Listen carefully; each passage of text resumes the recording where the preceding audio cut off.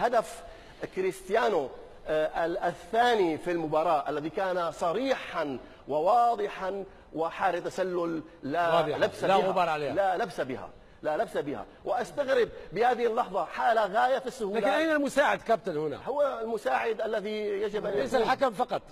الحكم المساعد هنا مجري نايم. راموس يمرر الكرة إلى كريستيانو. طبعا هنا ألابا هو أخذ تاني مدافع. هذه اللحظة لحظة يستطيع أن يجمع بين لحظة لعب الكرة وأخذ تاني مدافع واللاعب الذي تصله الكرة. زاوية ممتازة ومثالية لتقييم صحيح لوجود حالة تسلل. أستغرب ذلك. طبعا لعبت الكرة، نستمر لنلحظ طبعا حتما سيكون هناك تغيير لوضعيه اللاعبين. تغيرت وضعيه اللاعبين عندما استلم كريستيانو الكره، كان ألابا قد عاد ليقوم بعمل تغطيه. اللحظه هي الاهم، لحظه لعب الكره. يبدو ان الحكم لم يعير انتباه او تركيز كافي للحظه لعب الكره، وهي قضيه ذات اهميه، وهذا من صلب عمله. الحاله الثالثه في الدقيقه 110، هجمه مرتده واختراق من مارسيلو، ومن ثم يلعب الكرة عرضية، حالة تسلل واضحة أيضا.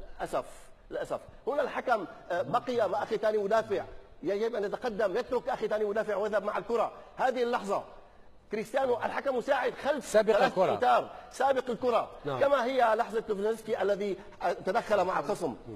إذا هنا أيضا حالة تسلل، تدخل في اللاعب، وطبعا هو متقدم بالمقارنه مع الكره، هو متقدم، هو اقرب الى خط المرمى كريستيانو. لحظه تمرير من زميله مارسيلو، وبالتالي قرار الحكم ايضا خاطئا. 3 أهداف اعتقد جعلت المباراه دراماتيكيه وجعلت